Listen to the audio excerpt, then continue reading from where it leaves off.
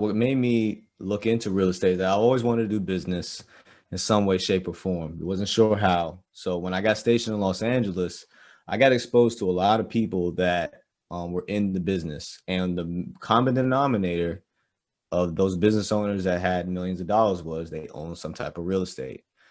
Parking garages, parking lots, which downtown LA, if you own a parking lot, I mean, the overhead is crazy.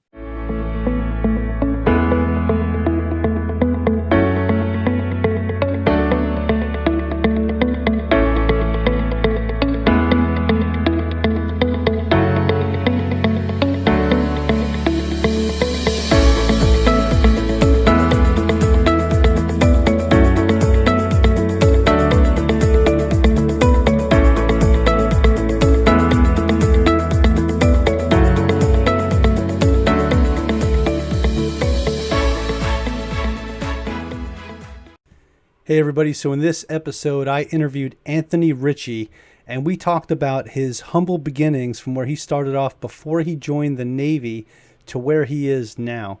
So recently selected for Chief Petty Officer, we'll talk about that a little bit in the episode, but we're going to talk about how Anthanē actually got started on his journey to financial independence through real estate. It's going to be pretty awesome. You guys are really going to enjoy this one. Check it out. If you're watching this on YouTube, make sure you smash that like button and click subscribe.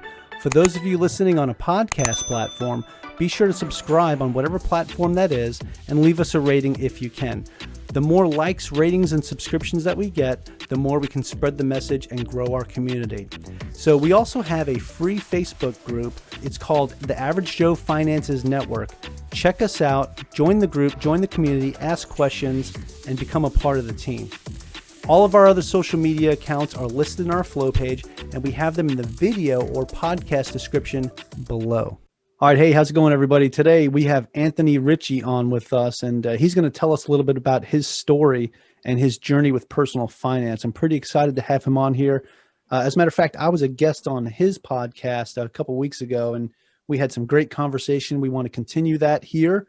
And I'm looking forward to talking with him about his journey in personal finance and what he's currently doing in real estate. He's doing some pretty big things, and he's got a lot of great things going on for him.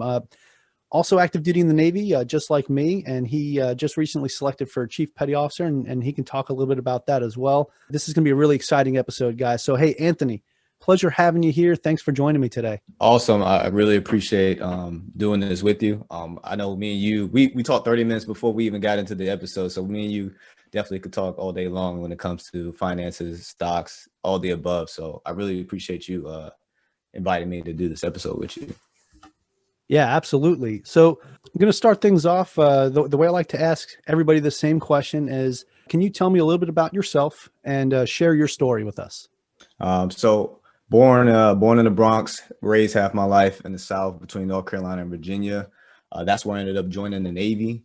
Was stationed in Norfolk, Virginia on a small boy. For those of you that don't know, that's like on a destroyer. And got stationed in Los Angeles where I was in recruiting duty. And then I came back to the East Coast in Norfolk to be stationed on Truman.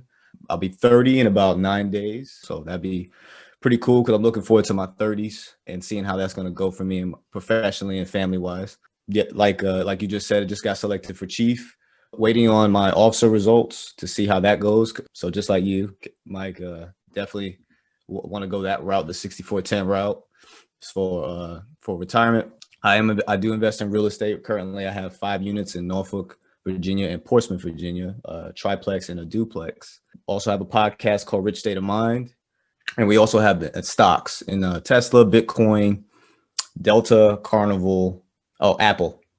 How could I forget that one?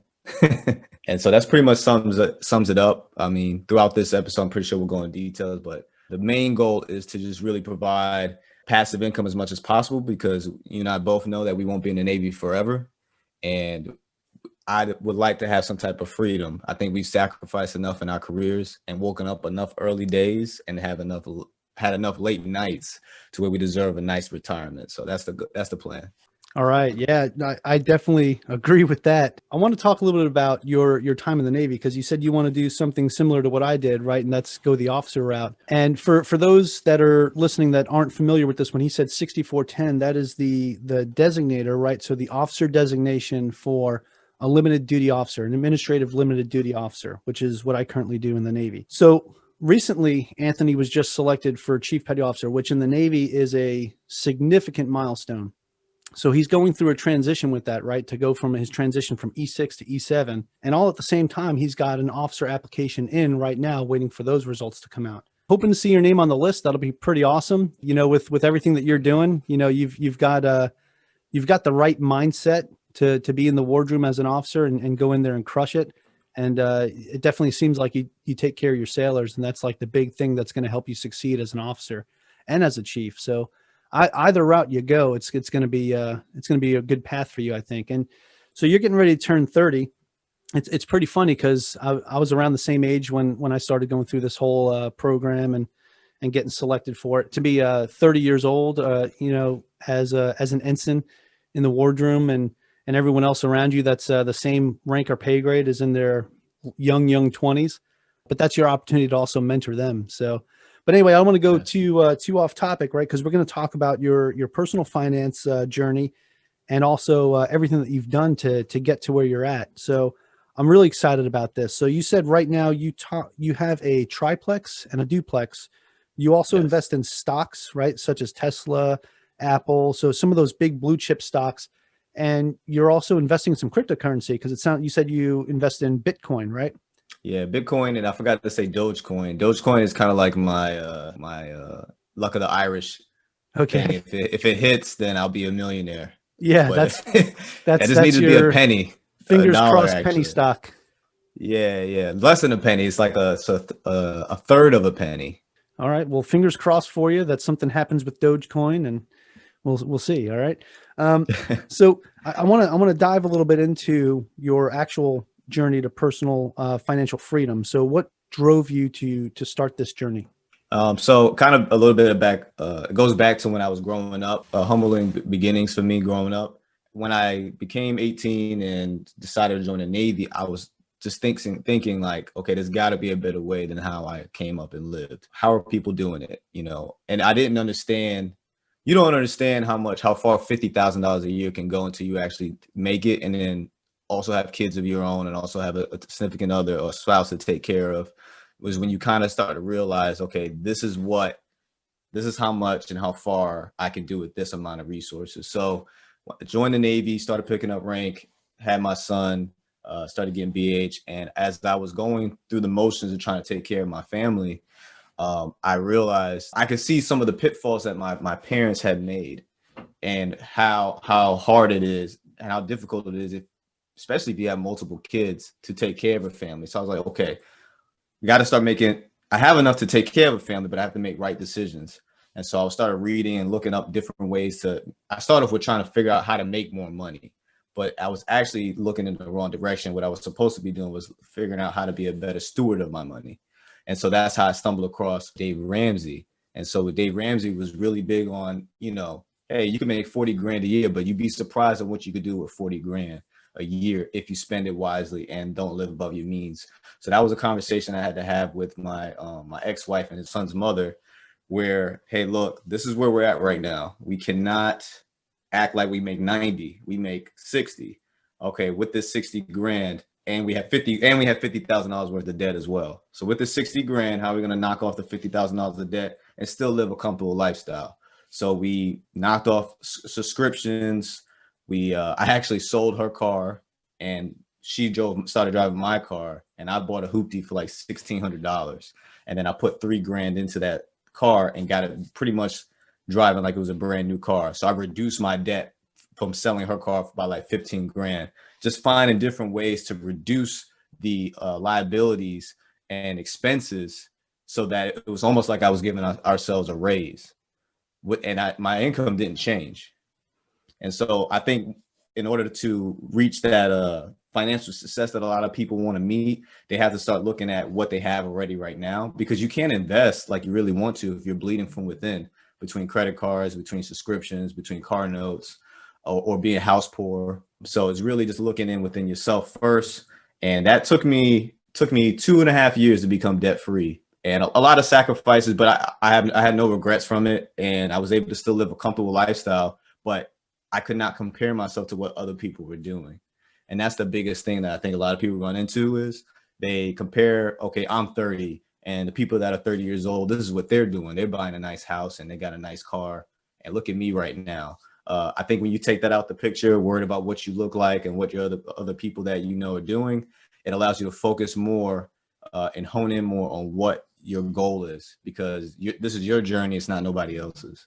Yeah, that's pretty solid. I mean, it sounds very similar to what I did to get out of debt as well. My wife and I, we found Dave Ramsey, and that was the route that we went, right? Certain things that you don't need. So, you were talking about how you canceled subscriptions, you sold her car, right? And then bought a hoopty, and just the amount of money that you were able to save. It wasn't that you were bringing in more income, but you were spending less, right? So you're able to find dollars that were being misused or misaligned to where they should really be going, and find a new home for it to make that work. That is definitely 100% the right way to go to get out of debt. Of course, the first thing you're gonna do is try to find more income, right? That's what everybody does. You want to, hey, I got to find a way to increase my income. But a lot of times there's little changes you can make in your life that will help, not so much raise your income, but you're going to find more money that you can use more wisely.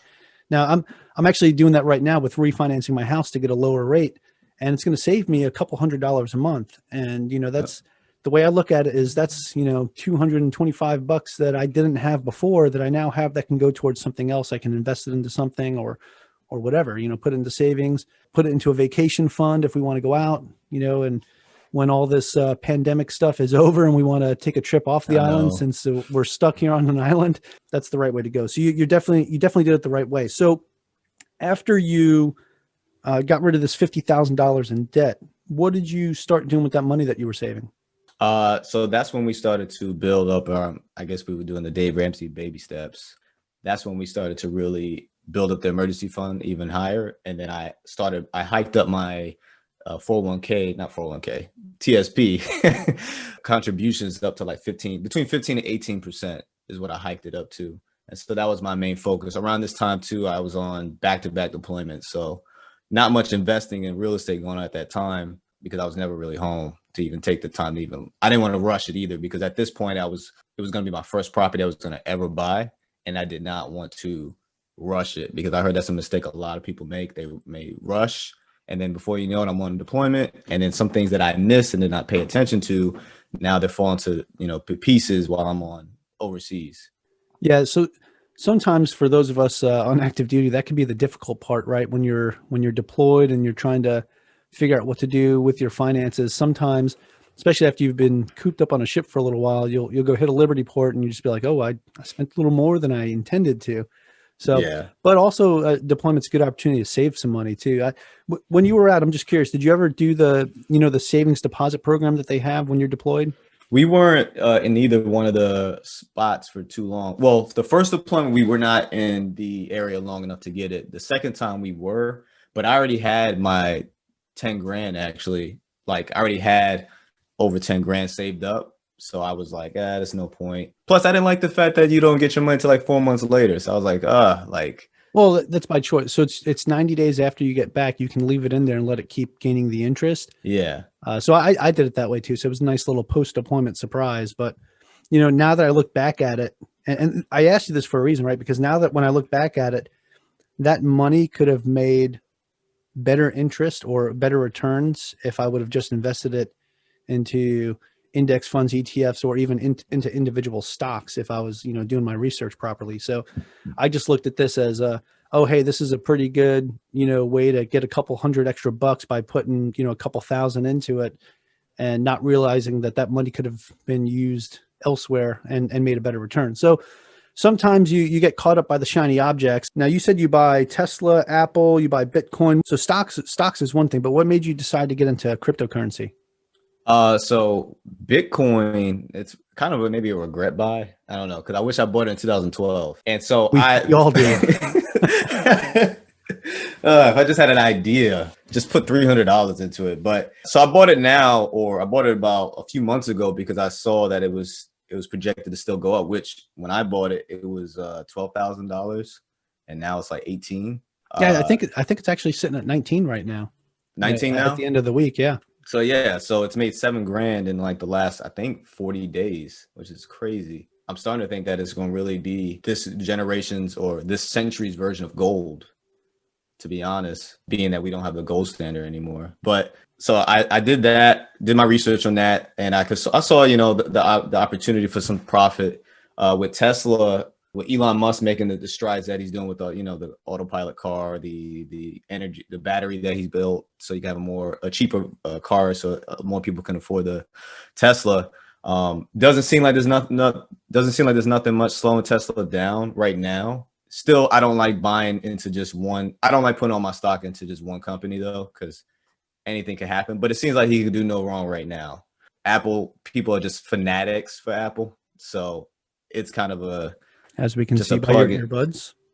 Yeah, exactly. It's kind of a plug and play. People, I always joke to the people at my job, like they'll have this $2,000 iMac laptop and they only use it to watch DVDs. And I'm like, you have no idea like the capabilities of what that laptop could really do. But it's just people will buy it just for the freaking name. And so when you have people that loyal to a brand that they will buy it just because of his brand, it's kind of, you know, and they can come out with the same phone every year. And the only thing they change is just the camera.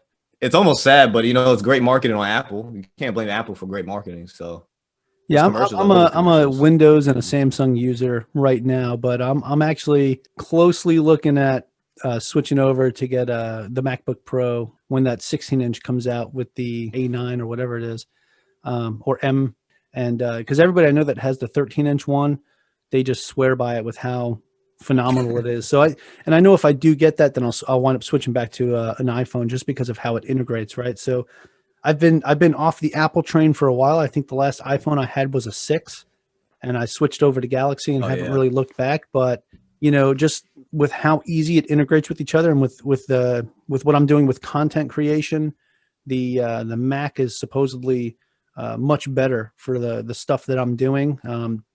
So it is convenient. that's why I'm looking. Yeah, I'm seriously looking into it. So you're probably a MacBook user, aren't you?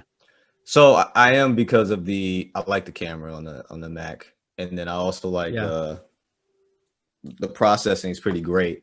But I am a Microsoft Word and Excel user. I love Excel, and I love Microsoft, the Office portion of it. So I'm kind of torn. Like my laptop, I use Windows. So yeah, I'm kind of torn right now.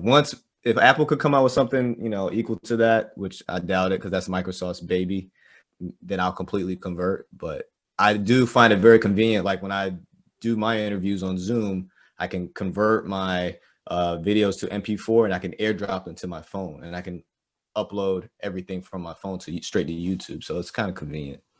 Yeah, that is really convenient. And the thing with that though, you know, you can still, even if you had to, you can run Windows on a Mac. You know, I if you heard, just, yeah, you yes, just I did hear run about that that. program. You can run the Windows on there and still have your Word and Outlook and all that good stuff, and Excel.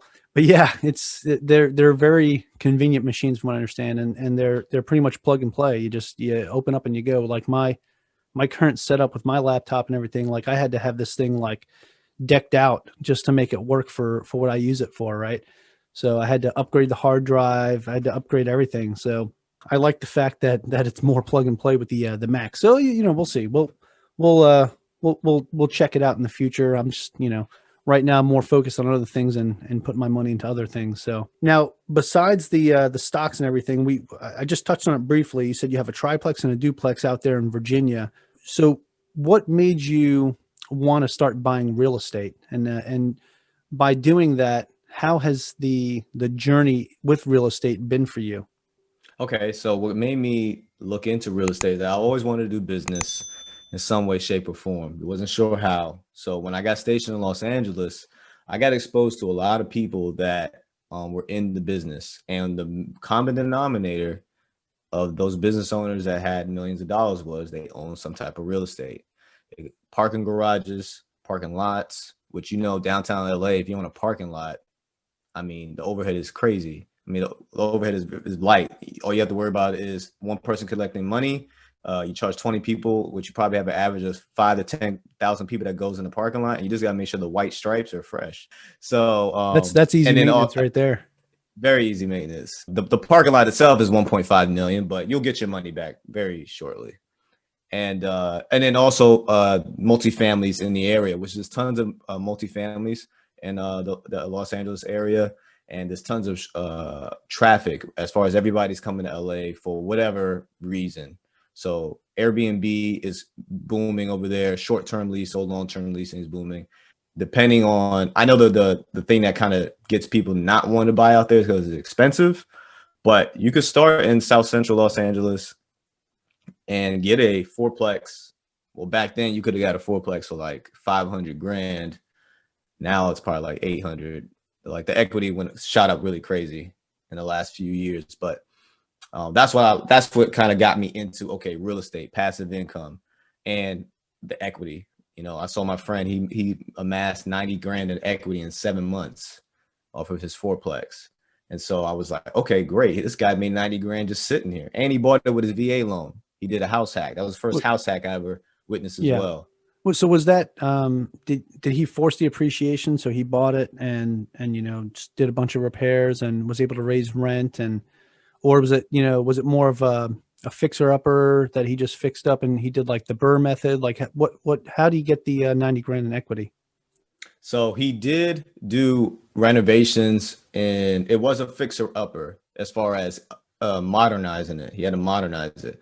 But the reason why it went up so much in equity was because this is around the time, this is like 2014, 2015. So this is when the real estate market started to climb back up. Okay. That makes sense. Right on. So timing on his part too. Yeah.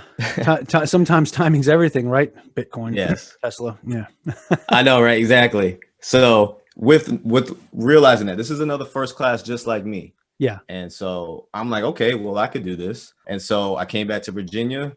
I started looking at different areas where I would be, you know, best fit my money. And so that's when I was like, okay, I'm gonna do what he did, and I'm gonna use my VA loan and house hack. And I was able to find a triplex.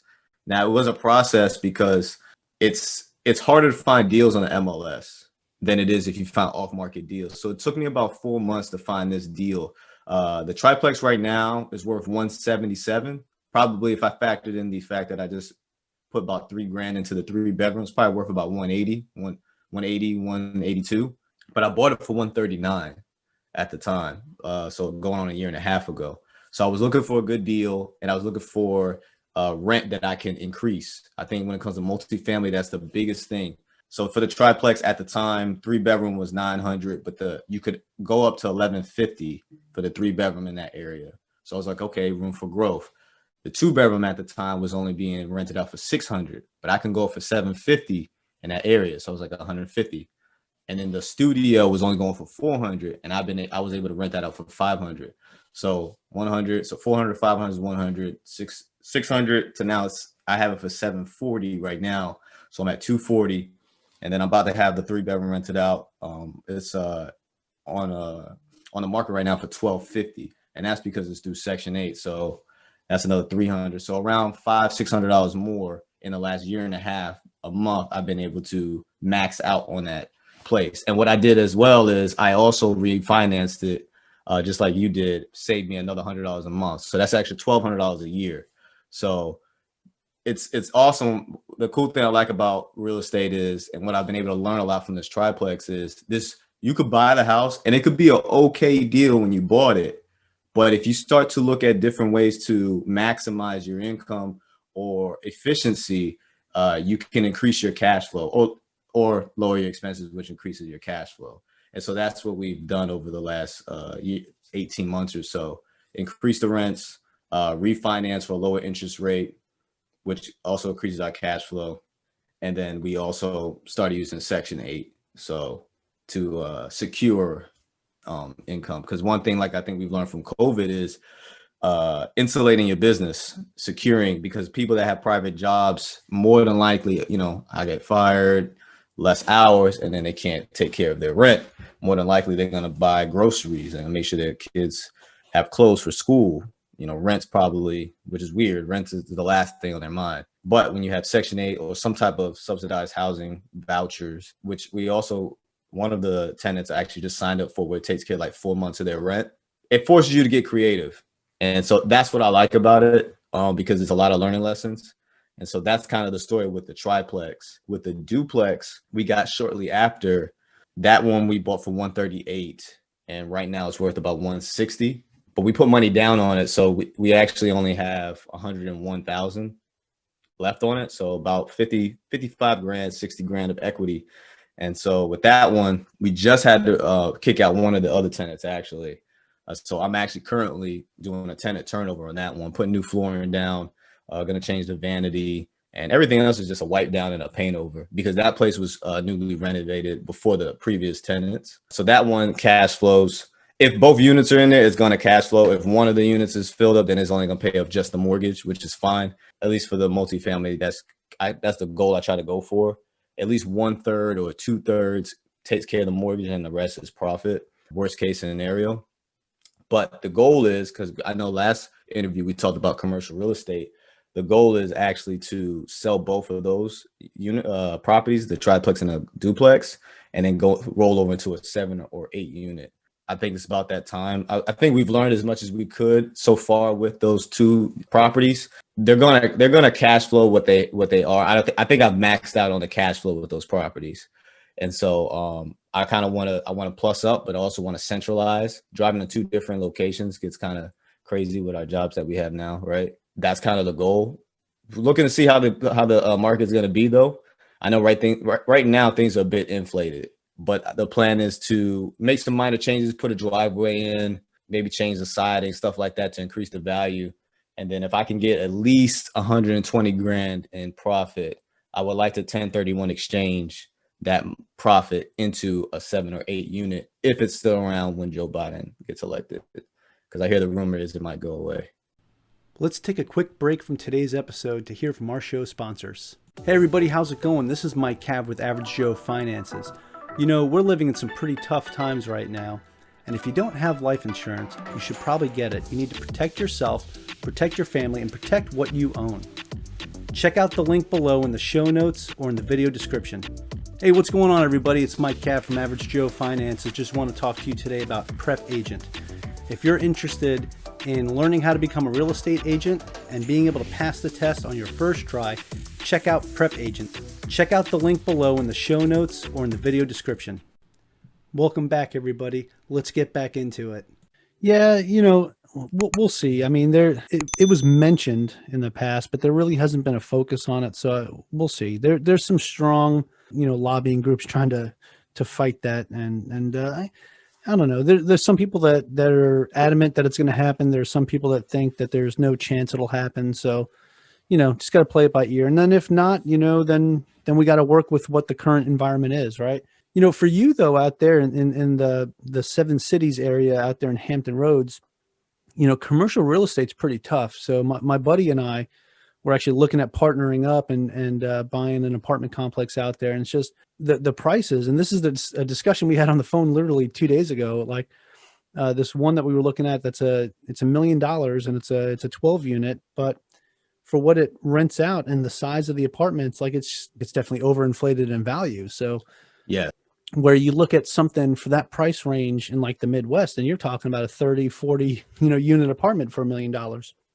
And exactly, they're all renting at like $600, $700, $800 a pop, so you're making your money, and so their cost average per apartment is about, 45 to 50,000, where the ones that we were looking at out here or out there in Virginia is like 85,000 per apartment. And it's just, it's really, it can be very difficult. So when you're looking at the commercial real estate, find the mom and pop that are just ready to get out of the business and they just want to fully retire. And that's probably where you're going to find your best deal. Because other than that, man, that stuff's really overly inflated. But I'm hoping that you can, do a 1031 exchange when you sell those properties to do that. That would be phenomenal. Just be prepared. Just make sure you know the rules of that, right? And again, I'm not a tax professional or anything like that, but it's 45 days. You have to have the 3 properties named that you want to look at. And then after that, you have 6 months to close on them.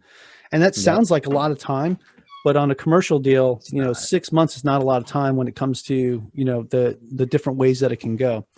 So yeah, it can It's get, really not actually. sketchy. So I've seen even the big guys, like they're on like YouTube and social media. Hey guys, if you have a deal, please send me a deal.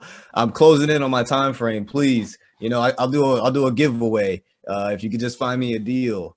yeah, because they need to dump that money into something, and otherwise they lose that tax benefit, and they got to come out of pocket. Yeah, So it's a big tax. And my backup plan, so kind of my backup plan, and I just learned this from one of my interviews, and I haven't had the chance to really look into what the paperwork side of it is, because usually when I get told these whatever any tax deferral or any loophole when it comes to real estate, I like to look at the skinny on like what it actually the actual process. I guess that's like the PS in me. But I was interviewing this lady and she was telling me about how she seller finances. I'm like, okay, cool. Know about seller financing. She says, but what I use is I do HELOCs in my seller financing properties to fund my deals. And I was like, I never thought about that. Cause yeah, that house is paid off. So I never thought about using the equity in the home in order to fund other deals. I just thought about the fact that seller finance is a good way to get into buying a property because obviously less restrictions than going through a bank. yeah, I was actually looking at doing a HELOC on my primary residence out here just to invest into more real estate and get more Yeah. cash flow. But it's the lenders right now, it's very tough to get approved for a HELOC, or just the restrictions are pretty heavy right now. So you Yeah. got to I'm find a not good digging lender it. that'll do Yeah. it. And then mine, the one that I was looking at, said that they'll only go off on my tax assessment, which isn't as high as what my property value is. And they said, well, we'll only come out and do an appraisal if you're going to do a HELOC for 250,000 or more. I'm like, well, I wanted to borrow 200. So, 250, I don't know if I borrowed 250, if you came out and appraised my house, I don't know if it would meet that criteria. I think I would meet 200 easily, but I think above that, I don't think it's going to happen. So they were like, well, sorry, we can only go off your tax assessment then. So I'm like, well, all right, whatever. I guess that's not going to work for now. So I'll wait till I get a little more equity in here before I do that, or wait until they, raise the tax assessment here, which is going to happen every year. It's consistently going up. So we'll see. But one of the beautiful things about being in Hawaii is it's the lowest tax, rate in the nation. I'm curious if that's going to change because the lack of tourism since the pandemic happened. I have a feeling all the homeowners out here are about to take a big shot. So we'll see. Yeah, that's the hard part too. Yeah. Come January, a lot of people are going to be either probably foreclosing, the deferments, maybe in question, and a lot of the tenants will no longer be I guess safeguarded by the government. I know a lot of Right. landlords can't wait for that.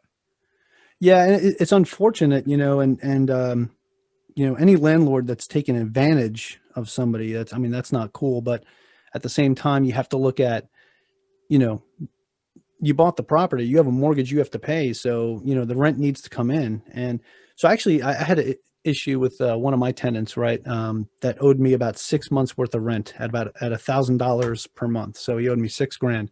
And I actually found a program in Virginia that had money from the CARES Act that will pay their rent for them and all their back paid rent, late fees and everything.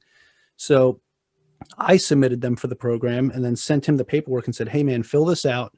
We'll get this, sent in and get you taken care of. So come January, you're safer now because your rent's paid and I don't have to sit here and start the eviction process. And even though I don't want to do it, because of the situation that everybody's facing, but at the same time, if I'm not getting the rent, it's making it difficult to pay for everything. Right. So, Yes. got him set up with this program and then the state is now, cutting me a check for his back paid rent. And I thought that was pretty awesome. So Yeah. there's creative ways to help out your tenants if you can. And for the landlords that'll take the time to do that, I commend you because I can tell you that it was definitely a process and it was a lot of work on my end to make that happen. But at the same time, you're helping other people out because whether you're a landlord or you're a tenant, bottom line is we're all human, right? And we should be taking care of each other the best that we can. I don't want to, take from my family because, or take away food from our table. But at the same time, I managed to find a way to not do that and help this other family out. So, you know, there's creative ways to do it. As long as you do the research and look up the program, you can generally find something that can help. So Yeah. And the key thing right now, and I feel like if you can make it through this as an investor, landlord, then you should be able to make it when things get better. yeah, absolutely. So you started your journey, you said back in 2015, right? I'm kind of As far getting as back like on personal, topic here. So your personal personal finance journey. finance. Yeah. And then when did you start investing in real estate? You said that was about 2 years ago? 2019. Okay, 20. Okay, so just last year. Okay, so July. recently like me, right? And, you know, and one of the reasons why this is Average Joe Finances is because, you know, I just got started out and I'm sharing my journey as I go along. And the same thing, like, so, you know, I'm glad to have somebody else that's kind of new with just starting out. Because a lot of people that I interview have been doing this for a long time and they're already set, you know, they've got everything going on. You're just starting out on your journey just like me. And to be able to share your experience, man, this is awesome. Because now I've got another quote unquote average Joe on with me right now to talk about, you know, how you're getting to where you're getting. So I think that's really neat. So that kind of answers the question that I like to ask about how long you've been doing this. But now I want to ask you throughout everything, whether it's the real estate, the stocks, just the way you were able to save and get out of debt. What do you enjoy the most? Like what brings you the most gratification since you got started on this journey? So I would say recently what brings me the most joy is sharing information, because I realize how much I love the real estate community because we're so eager to share. And so what I've gotten the most joy out of is just providing information to those that, hey, I didn't know that this was possible. You know, there's people that real estate investors I know that didn't invested for 8 years and didn't know, oh, let me do Section 8, you know, or products that provide that use less water or less heat for your house so that either your tenant saves energy or you save energy. Because at the end of the day, the goal is to strive to not only save you money, but also save your residents or your tenants money as well. The more money you save them, the more likely they'll pay the rent. So it's still a win-win. So that has been the most enjoyable process for me. And I think it's kind of going to be like a infinite thing, to be honest, because there's so many new things that I'm learning on a day-to-day basis. And I've seen people that do it for 20 years, they're still learning things as well. Because there's always a different way to go about it. Yeah, absolutely. I mean, so since I started learning my whole process and everything, I was like, hey, I'm going to share this with other people because, you know, when you go out there, financial education, it's not scarce, right? There's a lot out there. There's a lot of information you can find out there. But the thing is, a lot of people don't take the time to really go out there and research. So I started my blog to start putting the information out there of the stuff that I was doing. I said, hey, this worked for me. Maybe it'll work for you, you know, check it out. And then after that, I was like, you know, I really wanted to start doing a podcast because I listened to a bunch of podcasts and I'm like, you know, this is a great way to get some information out there. And I was going to wait till I got out of the Navy to do it. But a buddy of mine that started a podcast while he was still in, and it's done really well. And it's a different style. Like it's not personal finance, but it's about like, you know, just life goals and personal coaching and just overall wellness in life. And he told me, he's like, hey, Mike, just get started. Just do it. Start right now. And, you know, whether it's if you could do, you know, one episode a month, whatever, do it. If you could do one every 2 weeks or one a week, do it. If you could do one every day, do it. And I'm like, oh, okay. I was like, well, I'll do one a week if I can keep doing that. So that's what I started doing. So I do one episode a week, and it started off with like my first couple episodes was about me and what I was doing and my journey on, you know, in personal finance and financial freedom and, you know, how I was getting there. And then I started bringing on guests to share what they're doing. And it's just been an awesome experience to have this wealth of knowledge. Right. So I get very selfish with the podcast in the fact that I get to invite, you know, other investors on and other people that are doing really well that would normally not give me the time of day to sit there and talk with them and just to have a conversation. But now I get them on a podcast and they get to share, you know, what they're doing with other people and potentially other investors that can invest with them. You know, so I look at this as an opportunity. Well, hey, I'm putting you out there. I'm going to help you advertise yourself. But at the same time, I get to learn from you. We get to have this conversation. And that's why I enjoy doing the podcast the way I do it. It's just like it's almost as if you and I were sitting down having a cup of coffee and just hanging out, you know, just talking real estate and investing. And And like you said too, even before we started, we talked for like 30 minutes just having a conversation, because when you get two like-minded people in a room, or in this case in a Zoom, you can just sit there and have a conversation forever, right? I mean, my wife and kids are probably downstairs wondering when the heck I'm going to come down there, because I usually schedule these for an hour. And since we talked for a while beforehand, they're like, man, where's this guy? What's going on? Yeah.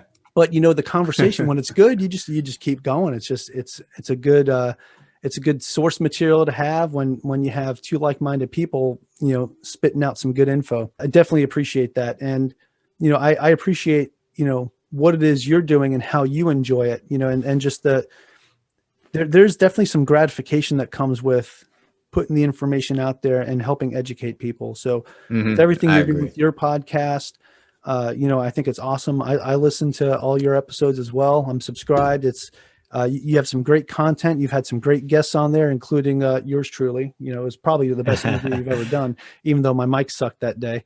But excuse me, off the soapbox. But anyway, no, seriously, the fact that you get this, you have a passion for it, right? I feel like you and I are very like-minded when it comes to this, and it's all about getting the information out there and helping other people. There's really nothing better than that, if you ask me. Sorry, I ramble when it comes to that. No. I get passionate and excited. I'm equally as passionate, and you just reminded me of something before I forget. One thing I saw Bigger Pockets do was, how you've been posting your episodes on YouTube. They make blog posts about their podcast episodes. So yeah, I'm actually going to get started doing that. Another podcaster friend of mine was telling me about how they do it. Because I asked him, I said, hey, full disclosure here, man. Like, how do you get all this info and turn it into a blog post? Like, how are you getting all the transcription of your podcast? And he told me about this website called otter.ai. And it was something we were talking about before we started the interview. To get this out there for other podcasters, this is a great tool to use to transcribe your podcast. And yeah, so I'm actually testing that out right now. And I might start doing like an actual blog post with the podcast. I see a lot of podcasters doing that, and there's some really good reception because people can listen to the podcast and read the blog post at the same time and kind of follow along. And for some people, they can absorb the information better that way. So yeah, it's definitely something I want to look at. Yeah. I liked it because they may not find me on YouTube, but maybe they found me on the internet through the blog, through the blog post. And then they click on the HTML and they see that it's there's the video of this episode with all the, so let me click on that. It's because some people like to see people talking and the interacting portion. So I definitely going to try that. Obviously the key thing is just time, because I need to start putting together my videos, because I probably have about 20 episodes that I need to just download as far as video content. And I've been learning a lot when it comes to marketing. When it comes to this marketing, branding, and just putting out quality content. And I've seen the difference between the two. We're trying to share good knowledge. You've seen me when I post my blogs on the Facebook group pages, and I've actually gotten some great reception and subscribers through that process, because I see people post so much stuff up there sharing their stories. I always assume that my biggest assumption that I'm annoyed with my stuff that I thought like this was, it's Burr Invest. So there's a bunch of professionals up there. So whatever I have to say probably wouldn't help. But actually, that's not the case. Some of the things that I've learned in my journey, or some of the things I've researched, actually did help or will help people. So you never know. Don't sell yourself short when it comes to putting out content. And one thing also too, because I'm glad you brought up about, hey, just put out the website thing, or just put it out there, because I had somebody I interviewed and I was telling her I was waiting to do 30 blog posts before I do put my website out there, because apparently Google considers your website mature when you have 30 posts. And she says, just put it out there. Just put it out there ugly, and you'll figure it out as you go along. And it's good to learn that stuff now, because I may have took the time to make those 30 blog posts, and it was like horrible keywords. And then my SEO sucks. And I've taken hundreds of hours to do these 30 blog posts. So I'm glad I listened to her, because that was actually helpful. No, it's good stuff. All right, Anthony. So this conversation's been awesome. I really appreciate you sharing your story and everything you're doing. With everything you're doing with Rich State of Mind as well, both the website that you got started up, and the blog posts you're putting out, all the content, right? Your podcast. Really looking forward to when you launch your YouTube channel. That's gonna be sweet. because I know, the interviews that you've been doing. I know you've recorded some of that content. So just getting it out there on YouTube is going to be pretty awesome for you. So I'm pretty excited for where you're headed. With that being said, where can people find more information about you? Do you have a website that you can share with us publicly, and also your social media? Yeah, so people could find more information about me and my business partner, who's I have not done this alone. So I want to make that clear. Amira Anderson, who has been a godsend when it comes to real estate investing with me and building the business. So you can find out more about us on richstateofmind.com. You can see my personal Instagram, which is rich_invest_, or follow the Rich State of Mind Instagram, which is rich_state brand, where you can see mostly posts about our blogs or about the apparel that we have. We have a lot of inspirational t-shirts, real estate niche type t-shirts, and wealth building. And so that's where you find a lot about us on. And then also the podcast, which is actually on the website as well. So really, if you type in richstateofmind.com/podcast, you will see on our website. All right, right on. So there you have it, folks. We'll make sure we have that in the show notes. So it'll be easier for you. Instead of having to type it up, you could just click and just make sure you have all of Anthanē and Amira's information. Side note, I've actually known Amira for a very long time. Her and I were on the Kearsarge together, which was my very first command in the Navy. So it's really funny how the world works and how we all got connected. And, it's the Navy. The Navy might be large, but I'm telling you, when you're in it, it's a small Navy, so it is a small crazy world. So yeah, and a small world in general. But hey, Anthanē, absolute pleasure having you on, brother. I appreciate you taking the time to chat with us today.